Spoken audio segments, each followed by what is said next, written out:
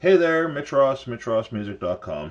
I am going to give you a little glimpse into my songwriting process and how I've been sort of working out and capturing ideas lately. Because I've had some health issues that I've been dealing with, and I can't work the way I am used to working. So you have to get, creativity is more than just, how you're playing guitar or how you're writing songs. It comes down to how are you solving the rest of your problems or other problems that you're having in your life. So, this is my Zoom H4n handy recorder. Trying to look at my computer screen, and you're seeing this upside down. Well, actually, it's upside down for me. It's right side up for you. But anyways, this is a nice little device. Now, this is battery powered. If you've seen my video on the Powerall device, this would not power the Powerall device because it's just got two AAA or AA batteries in the back. And I'm going to turn it on because it's on stamina mode. So I'm going to turn it on because it takes a couple of minutes to boot up. But while it's doing that, I'm going to talk to you about a couple of the features that it has. Now, one of the things that it has is the ability to plug in either quarter-inch or XLR inputs into channel 1 and 2. You can actually record 4 channels with this. Right now, it's set up in the menu to record just stereo. But I could have it set up so that I was actually recording with these two little microphones. Trying to show that to you there.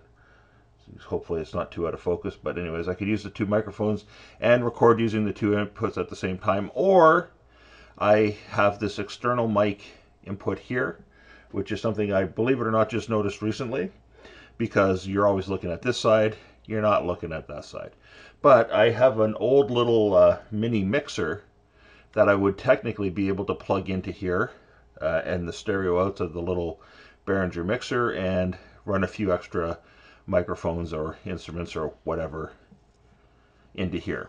I wouldn't tend to do that too much these days, but there was one point in time where I used to record concerts for faculty and music students, and I would use that board and a few mics and a little 2-channel device, and do some fairly decent live recording. Anyways, so what I'm going to do here is I have quite a few acoustic guitars. These days I'm mostly writing electric guitar stuff, and it always sort of bothers me that this thing of just plug into your mixing board and record into your computer and listen back through headphones. There's times to do that.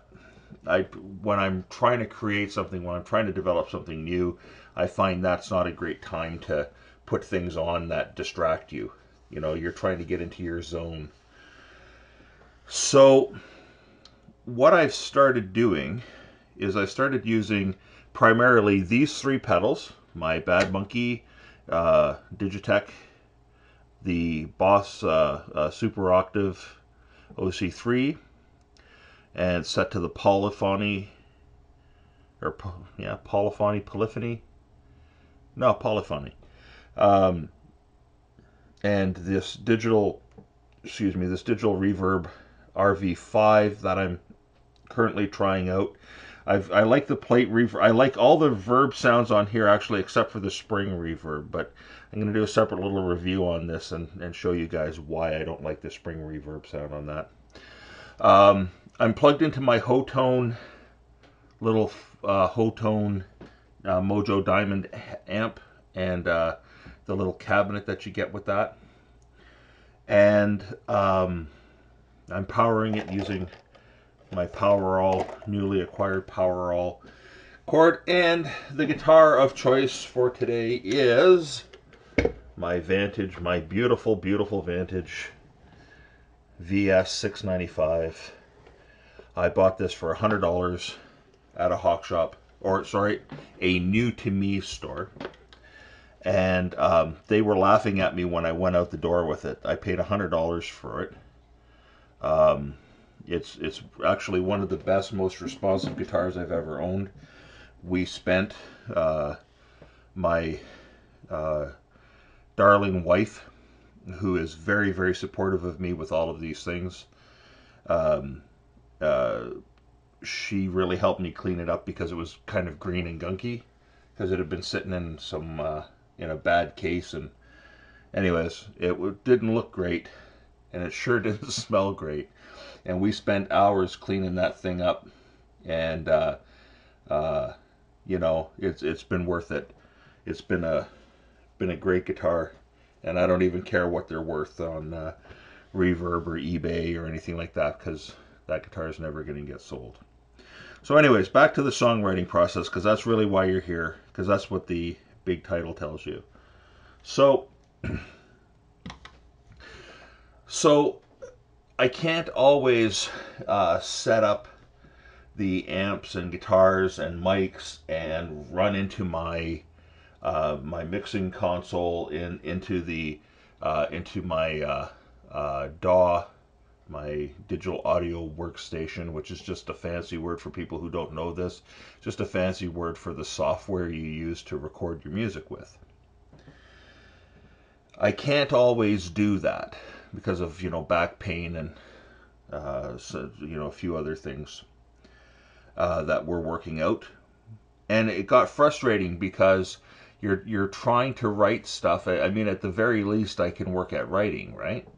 So what I started doing now, I can use this. One nice thing about this little Zoom device, I don't know about the other ones. I assume some of the other ones you can do this as well.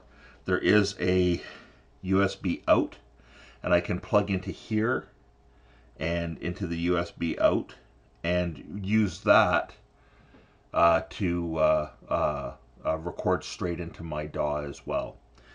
But laptop speakers are laptop speakers, and laptop speakers don't help you get a groove going. They don't help you get a vibe going.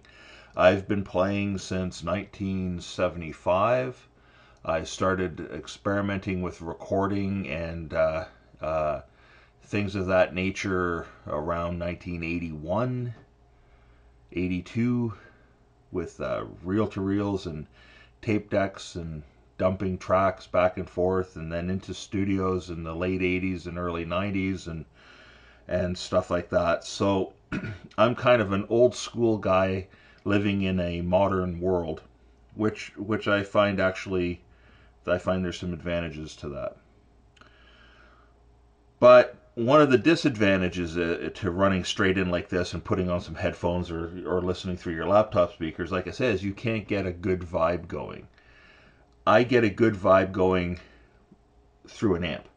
I like to hear the guitar sound through the amp. At the same time, I can't just record all of these sounds straight into here and drop it into my DAW. I can, but I found that will, in the long run, give me a little bit of hassles, especially around things like reverbs, delay pedals, you know, anything that adds grit, like drive pedals, distortions, fuzz pedals. I find it's better to add that stuff later, especially if you're just you know, you're just sort of recording some demo tracks. You just want to have something that you can play around with later. So here's what I've been doing. I love this Bad Monkey. It says tube overdrive. Well, there's no tube in there, so that's a little deceptive, I guess. But at any rate, this is based off of, apparently, based off of Tube Screamer, whatever version of Tube Screamer pedal. It's basically based off of that. I like this. It's got level, it's got a low, high, and it's got the gain, whereas the Tube Screamer just has the one tone, you know, turn it this way to get a thicker sound, turn it this way to get a little bit more juice. I like, or a little bit more high end, sorry, not juice. I sort of like this pedal. I like having the extra little bit of control here. Now, one of the things that's nice with this pedal, you got the one input. Most of the time I use this as a boost for solos, or to drive my big muff pedal a little bit harder, or to drive add a little bit extra grit to the distortion pedal when I've got one of my distortion pedals in the chain. But one of the extra little bonuses about it is, and there are other pedals that you can use to do this, by the way, and I'll show you one in a minute, is it's got this out to mixer. And what that does is that actually sends your signal completely unaffected by this pedal straight into the mixer. What I'm going to do with that, because remember what I was saying a minute ago about not liking to have, like sometimes having effects in there can kind of screw up your recording a little bit, because you can't match, like it gets hard to match up the delay, especially if you're using a delay on another guitar. It's better to add that stuff in post-production and use it in the DAW than it is to add it in while you're recording. But you want to hear what this stuff sounds like while you're recording as well. Even if you're just recording a demo, you want to have an idea of what it's going to sound like, because you're sort of inspired by the sound, right? At least I am. So then I take the digital reverb, which also has the 2 outputs on it, and I plug into output B. And I'm going to run that to channel 2 here. Now, the reason why I do it is channel 1 and 2, and why I'm doing it this way, even though you can see the wires are crossed over and stuff like that, that's just because of the way I have the camera set up here, the way the pedals are set up, so I can show this to you. But generally, this is facing me, and it's not quite set up the exact same way. So I'm just trying to keep, for consistency's sake here. Now what I'll do is I'll tap the record button once, which gives you an opportunity to set up your levels.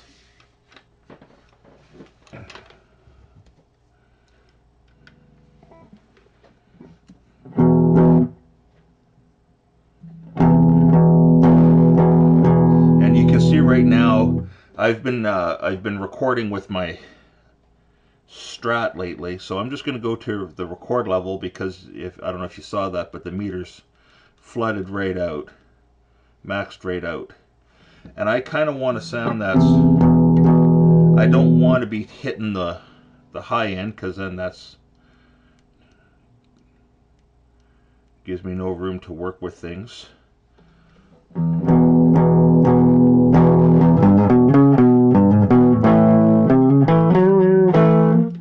That's still a little bit loud, so at 10, so bring it down, maybe we'll bring it down to about 5.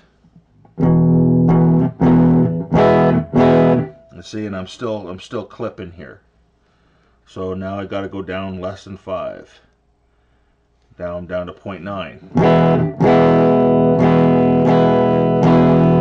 and see, it's clipping again. That's hitting things pretty hard. I might not necessarily play that. Sorry, I keep getting these tritones in there. I'm not going to play, you know, to a point where, like, I don't hit the guitar as hard as I used to. I do play with a lot of dynamics, but I don't generally hit it as hard as I used to anymore, because, well, I just don't. So, I got some levels here that I like. The next thing I'm going to do is I'm going to turn on the digital reverb, and I'm going to get something maybe a little less wet than that. That's on the plate reverb right now.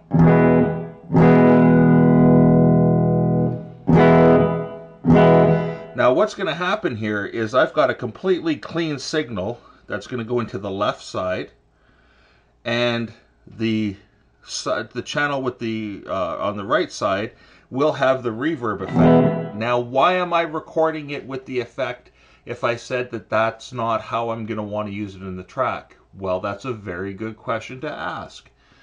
The reason why I do that is so that I can hear back what it was that I intended to record in the first place.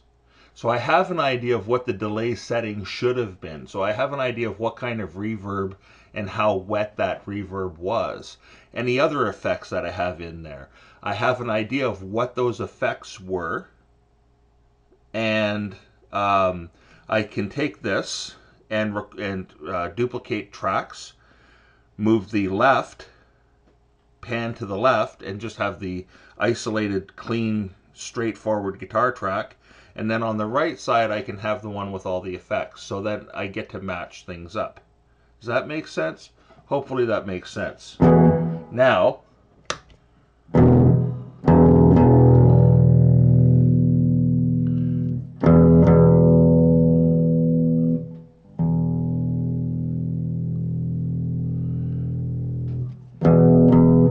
there's the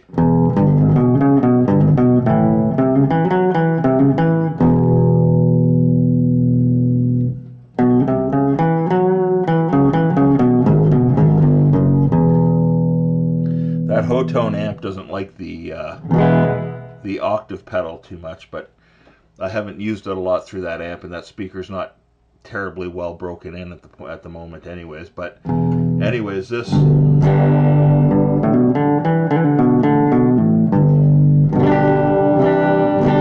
I have a different little solid state amp upstairs in the living room where I tend to be spending a lot of my time, and I set this all up on a little table in front of me, and I have a different solid state amp up there that's a completely cheap piece of crap that actually sounds reasonably okay. And what I do with that is I run everything into that. Excuse me. And then I'll turn on the Bad Monkey pedal.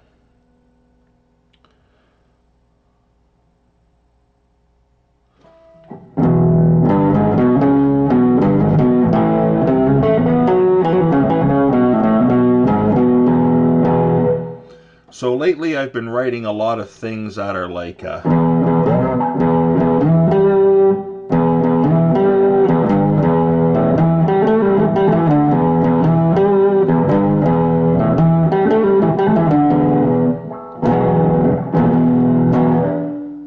give this a little bit more, make the reverb a little bit more wet.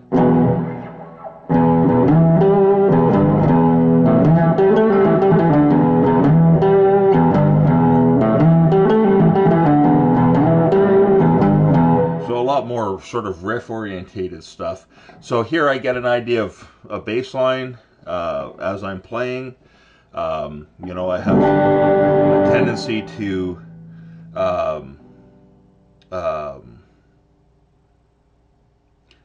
what I like about this pedal, and again I'll do a separate little thing on it at some point in time in the not too distant future, is in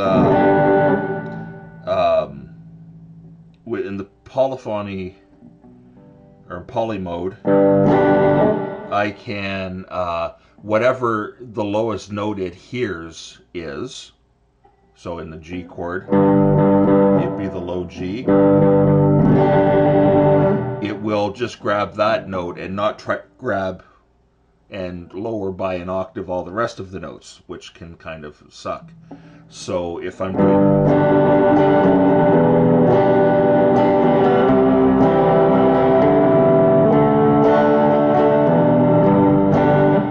you can get little bass lines in there.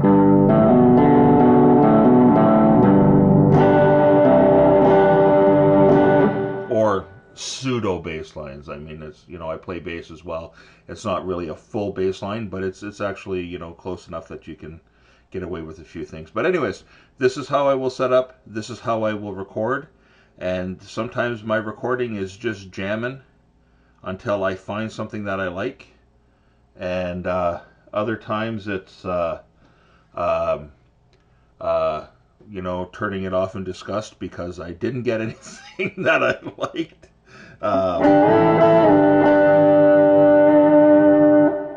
But you know, I take the track afterwards, hit the stop button, and it saves it. And I will take this and I will download it to my DAW through the USB cable on the side. Get the sounds off of there, put them in the laptop, pull them into the DAW, and start messing around with them from there. So that might be doing a little bit of slicing and dicing and getting different parts together. I write in an iterative process, which means that there's several versions of a song that happen until I'm completely set on what the final version is going to sound like. So I could do 7 or 8 versions of a song until I get the one that I think is right for everybody else to hear. And this is very helpful. This is a very easy to set up. I already have all of this gear. Well, I'm like I said, I'm trying out the digital reverb right now, so that means that I'm just renting it for a couple of months, and while I'm getting a bit of a feel for it. But the rest of the stuff is all things that I own, and it's stuff that I've bought through the years, and you might as well make use of it. So I just thought people would find it interesting, a different way to use the Zoom Handy recorder from the way I think most people are using it to record. And then you know, if you get a take that you really like, well, guess what? You've got something in your DAW that you got something in your that you can use in your final version of your song that was right from your original inspiration, and that's some good mojo happening right there. So, anyways, if you have any questions, ask below. I would gladly do a follow-up video with this, and maybe I will. Maybe I'll do a second video showing what happens when you take the tracks and bring it into the DAW. Pardon my yawn. And anyways, yep. Any questions, let me know. You can look for me on Facebook. You can look for me on Instagram. You found me here on YouTube. And I have a website, mitchrossmusic.com. I'm on Patreon. Kind of all over the place. And that's a good thing. Anyways, bye for now.